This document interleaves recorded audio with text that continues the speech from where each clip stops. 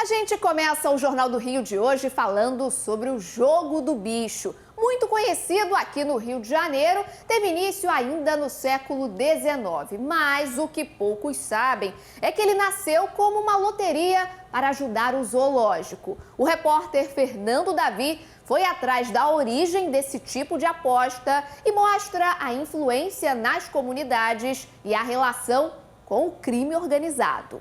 Sonhar com anja borboleta, sem contemplação. Sonhar com o rei da leão, mas nesta festa de ganhar valor não é então. O palpite certo é beija-flor. O universo onírico não costuma ser tão literal nas dicas. Por isso, saber interpretar sonhos é um pré-requisito para o apostador do bicho. Sonhar com a realeza, por exemplo, pode ser um sinal que vai dar leão, o rei da selva, na cabeça.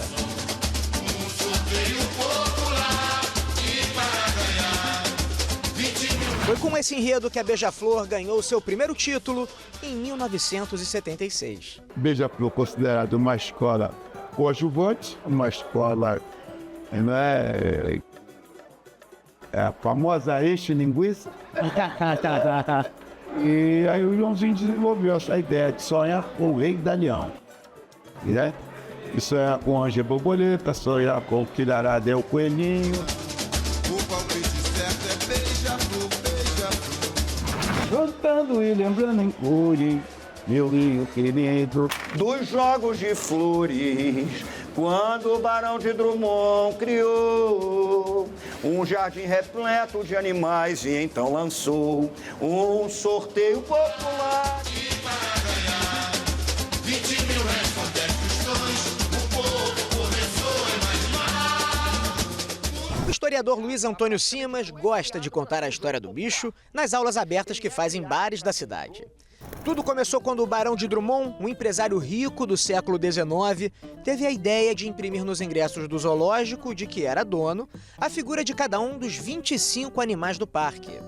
O vencedor do sorteio levava para casa o prêmio de 20 mil réis. Só que essa loteria saiu dos portões do zoológico e aí daqui a pouco você estava vendendo bilhete na Rua do Ouvidor, estava vendendo bilhete em botequim, estava vendendo bilhete na zona do Meretrício. Eu acho que ele foi proibido porque era uma loteria de pobre, era uma loteria de preto, num Rio de Janeiro republicano que tentava atacar e disciplinar as manifestações de pobres e pretos no pós-abolição. A proibição, no entanto, não impediu o bicho de seguir expandindo os seus tentáculos na cidade. As pessoas montavam as suas bancas e montavam os seus sorteios.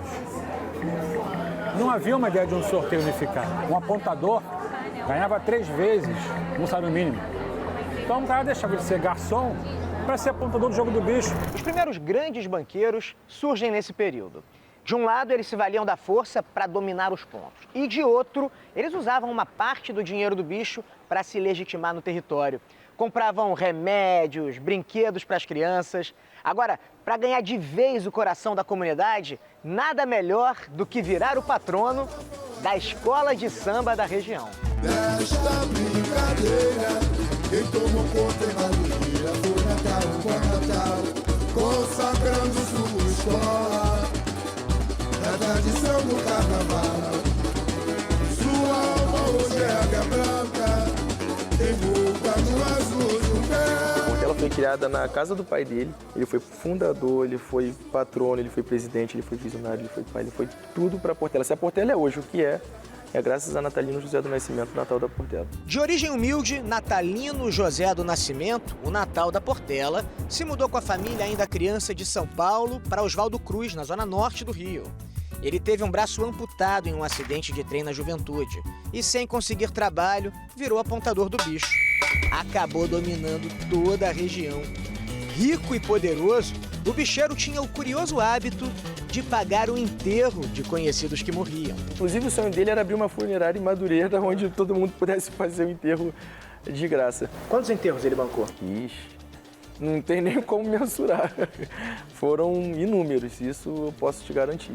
Vira e mexe, escuto o relato de uma pessoa ou outra que comenta que ele fez o enterro do meu avô, do meu pai. Era uma pessoa com um coração do tamanho do mundo mas se precisasse, virava uma águia, que é o nosso símbolo, para voar em cima dos objetivos. A morte de Natal nos anos 70 marcou o fim dessa era romântica do jogo.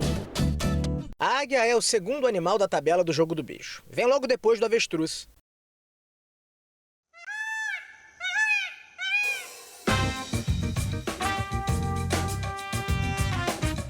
O pavão, o 19 do jogo do bicho, é um pássaro tranquilo, mas ganhou fama de exibido pelo costume do macho de abrir a sua cauda para chamar atenção.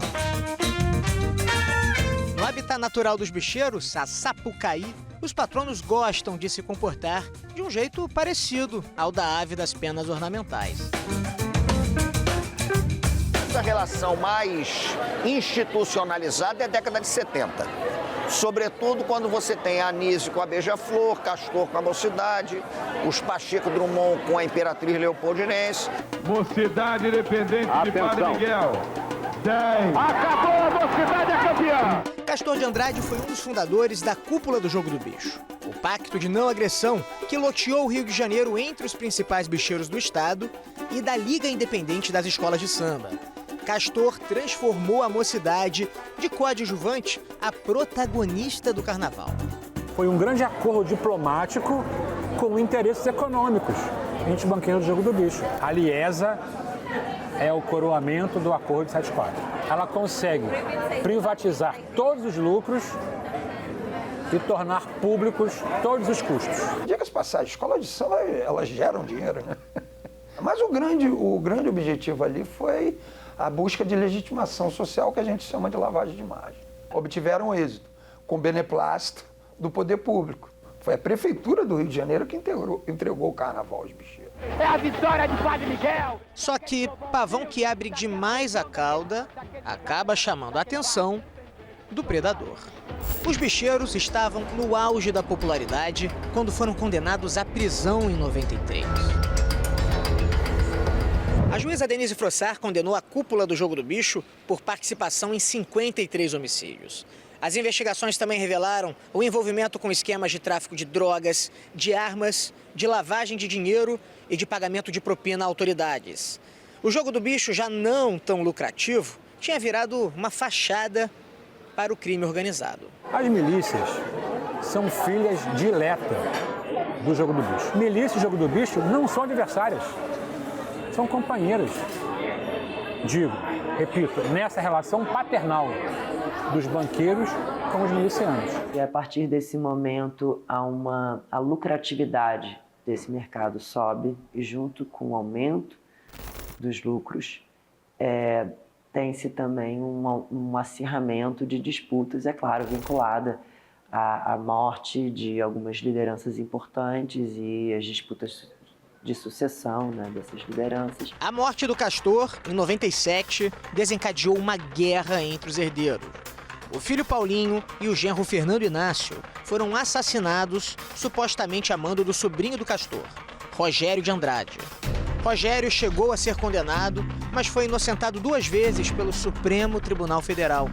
Ele nega envolvimento nos crimes. Muita corrupção. A resposta é muito simples. Muita corrupção. Não só dinheiro, propina, tem relações. Se fizer uma festa na Barra da Tijuca esse final de semana,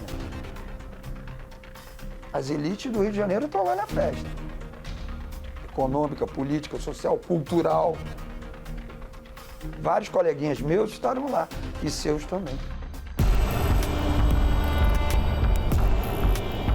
Depois de deixar centenas de mortos, agora o jogo que povoa o imaginário do brasileiro pode ser legalizado. Quem estuda o assunto teme que dê zebra. É muito complicado que famílias que têm um histórico como mandantes de homicídios continuem atuando num mercado legítimo. O delegado, que por 30 anos tentou prender os bicheiros, é favorável à regularização. Depois de décadas sendo contra isso, eu hoje acho que a tentativa é válida. Com certeza a hipocrisia acaba. A corrupção vira tributo. Na medida em que virem empresários, esse passado de mortes e corrupção fica para trás.